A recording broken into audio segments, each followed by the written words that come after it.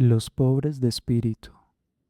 La bienaventuranza abrió su boca de sabiduría y dijo: Bienaventurados los pobres de espíritu, porque de ellos es el reino de los cielos. Mateo 5,3.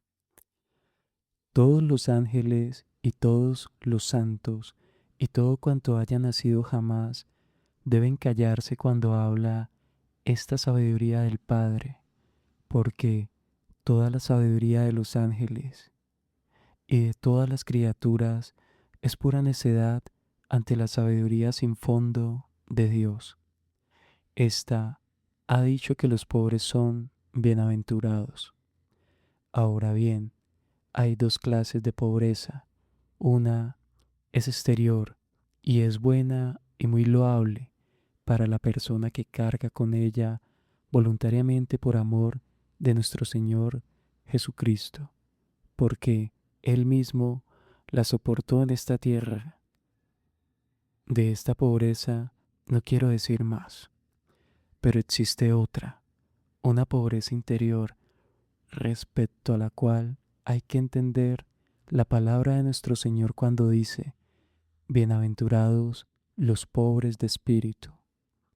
Ahora os ruego que seáis igualmente pobres para comprender estas palabras, porque os digo por la verdad eterna, si no os asemejáis a esta verdad de la cual hablaremos ahora, no podréis comprenderme. Algunas personas me han preguntado qué es la pobreza en sí misma y qué es un hombre pobre. Daremos, pues, una respuesta. Dice el obispo Alberto que un hombre pobre es aquel que no se conforma con todas las cosas creadas jamás por Dios. Y está bien dicho. Mas nosotros diremos más aún, concibiendo la pobreza en un sentido más elevado. Un hombre pobre es aquel que no quiere nada y no sabe nada y no tiene nada. De estos tres puntos hablaremos ahora, y os ruego por amor de Dios que comprendáis esta verdad, si es que podéis, y si no la comprendéis, no os preocupéis, porque hablaré de una verdad tal que solo unas pocas personas buenas habrían de comprenderla. En primer lugar, diremos que un hombre pobre es aquel que no quiere nada. Alguna gente no entiende adecuadamente el sentido de esto. Son aquellas personas que se empeñan en conservar su propio yo en sus penitencias y ejercicios exteriores, que esas personas consideran gran cosa. Que Dios se apiade del escaso conocimiento de la verdad divina de esas personas. A estos hombres se los llama santos a causa de las apariencias, pero en su fuero interno son asnos, porque no captan el carácter simbólico de la verdad divina. Esas personas dicen que un hombre pobre es aquel que no quiere nada. Lo interpretan de la siguiente manera: que el hombre ha de vivir de modo tal que no cumpla nunca, en ningún caso, su voluntad. Más aún, que aspira a cumplir la queridísima voluntad de Dios. Esos hombres están bien encaminados porque su intención es buena, por eso hemos de elogiarlos. Que Dios, en su misericordia, les dé el reino de los cielos. Mas yo digo, por la verdad divina, que esos hombres ni son pobres ni se parecen a los pobres. Son considerados grandes en la opinión de aquellas personas que no conocen nada mejor. Mas yo digo que son asnos, que nada entienden de la verdad divina. Puede ser que ellos, gracias a su buena intención, lleguen al reino de los cielos, pero de la pobreza de que hablamos ahora no saben nada. Si alguien me pregunta, pues, ¿qué es un hombre pobre que no quiere nada? Le respondo y digo así: mientras el hombre todavía posee la voluntad de querer cumplir la queridísima voluntad de Dios, semejante hombre no tiene la pobreza de la cual queremos hablar, pues todavía tiene una voluntad con la que quiere satisfacer la voluntad de Dios. Y esto no es pobreza auténtica, pues si el hombre de veras ha de poseer pobreza, debe estar tan libre de su voluntad creada como lo era antes de ser. Porque os digo, por la eterna verdad, mientras tenéis la voluntad de cumplir la voluntad de Dios y deseáis llegar a la eternidad y a Dios, no sois pobres, pues un hombre pobre es aquel que ni quiere nada ni apetece nada. Cuando yo me hallaba aún en mi causa primigenia, no tenía Dios alguno, y era la causa de mí mismo. No quería nada, ni apetecía nada, porque era un ser libre y un conocedor de mí mismo en el gozo de la verdad. Entonces me quería a mí mismo sin querer otra cosa. Lo que yo quería, lo era, y lo que era, lo quería, y entonces me mantenía libre de Dios y de todas las cosas. Mas cuando, por libre decisión, salí y recibí mi ser de criatura, entonces tuve un Dios, porque antes de que fueran las criaturas, Dios no era Dios, sino que era lo que era. Pero cuando las criaturas llegaron a ser, recibiendo su ser creado, Dios no era Dios en sí mismo, sino que era Dios en las criaturas. Ahora diremos que Dios, en cuanto es Dios, no es la meta perfecta de la criatura, porque tan elevado rango de ser lo ocupa también la criatura más humilde en Dios. Y si sucediera que una mosca tuviese entendimiento y buscase racionalmente el abismo eterno del ser divino del cual ha provenido, diríamos que Dios, por más que fuera Dios, no podría satisfacer ni contentar a esa mosca. Por eso le pedimos a Dios que nos despojemos de Dios y aprendamos la verdad, gozándola eternamente allá, donde los ángeles supremos y la mosca y el alma son iguales, allá donde yo estaba y quería lo que era y era lo que quería. Por ende decimos, si el hombre ha de ser pobre en voluntad, debe querer y apetecer tan poco como quería y apetecía cuando no era, y de esta manera es pobre el hombre que no quiere. Por otra parte, un hombre pobre es el que no sabe. En alguna oportunidad dijimos que el hombre debía vivir de tal modo que no viviera ni para sí mismo, ni para la verdad, ni para Dios. Mas ahora decimos otra cosa, agregando que el hombre que ha de poseer esta pobreza debe vivir de modo tal que ni siquiera sepa que no vive ni para sí mismo, ni para la verdad, ni para Dios. Antes bien, ha de estar tan despojado de todo saber que no sepa, ni conozca, ni sienta que Dios vive en él. Más aún, debe estar vacío de todo conocimiento, que en él tenga vida. Pues cuando el hombre se mantenía en el eterno ser divino, no vivía en él ninguna otra cosa. Antes bien, lo que vivía era él mismo. Por lo tanto, decimos que el hombre ha de mantenerse tan libre de su propio saber como lo hacía cuando no era, y que ha de dejar obrar a Dios lo que Él quiera, y que ha de mantenerse libre. Todo cuanto ha procedido alguna vez de Dios está orientado hacia un obrar puro, mas la obra propia del hombre consiste en el amar y conocer.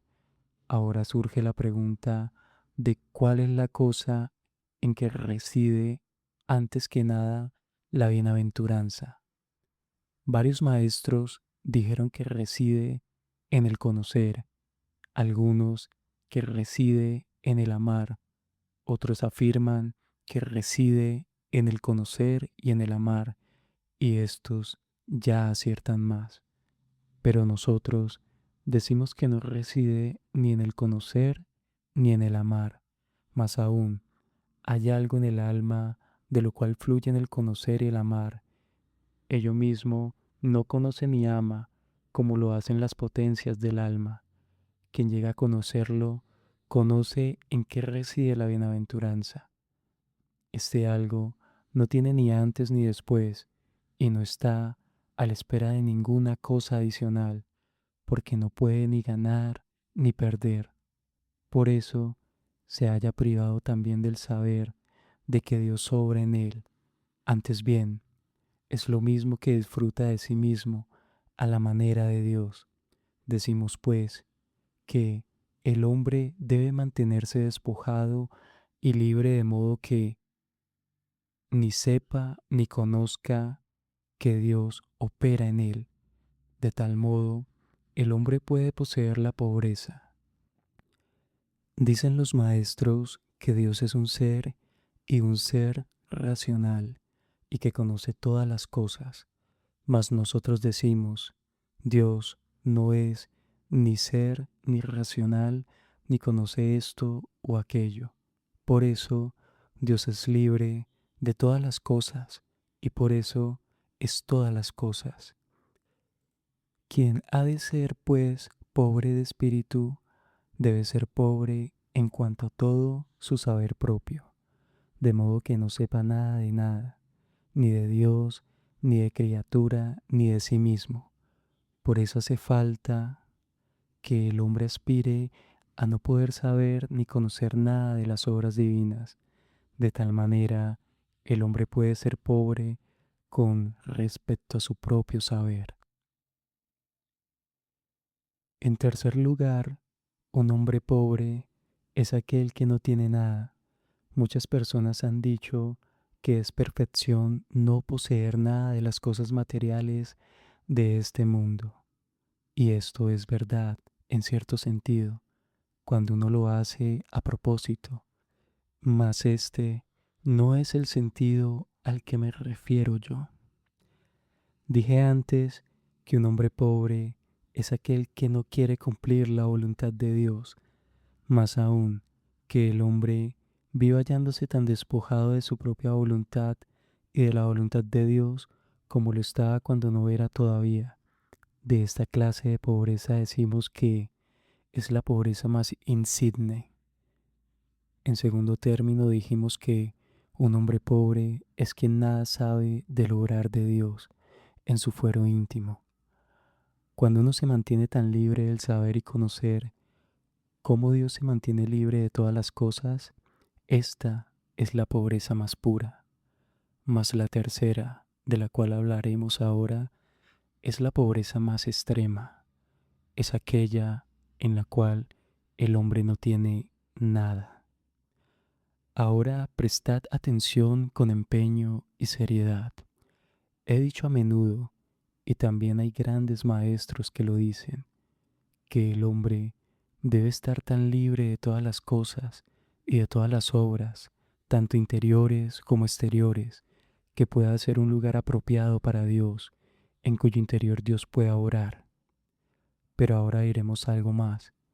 Si sucede que el hombre se mantiene libre de todas las criaturas y de Dios y de sí mismo, pero si todavía es proclive a que Dios encuentre un lugar para orar en él, entonces decimos, mientras esto sea así, en este hombre no vive la extrema pobreza, porque para sus obras Dios no precisa que el hombre tenga en sí mismo un lugar donde él pueda orar, pues la pobreza de espíritu es esta, que el hombre se mantenga tan libre de Dios y de todas sus obras, que Dios, si quiere obrar en el alma, sea él mismo el lugar en el cual obre.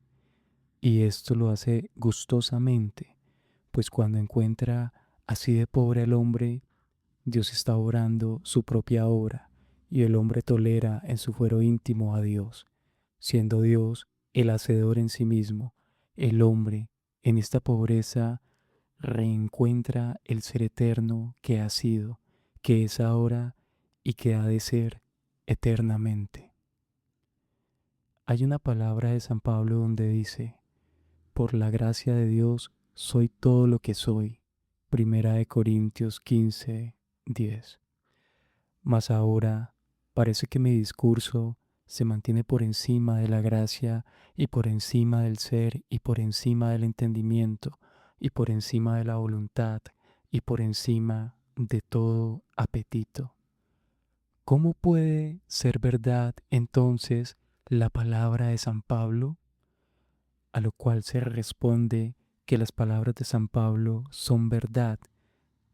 Hacía falta que la gracia de Dios morara en él, porque la gracia de Dios obró en él de manera que la accidentalidad fue consumada en la esencialidad.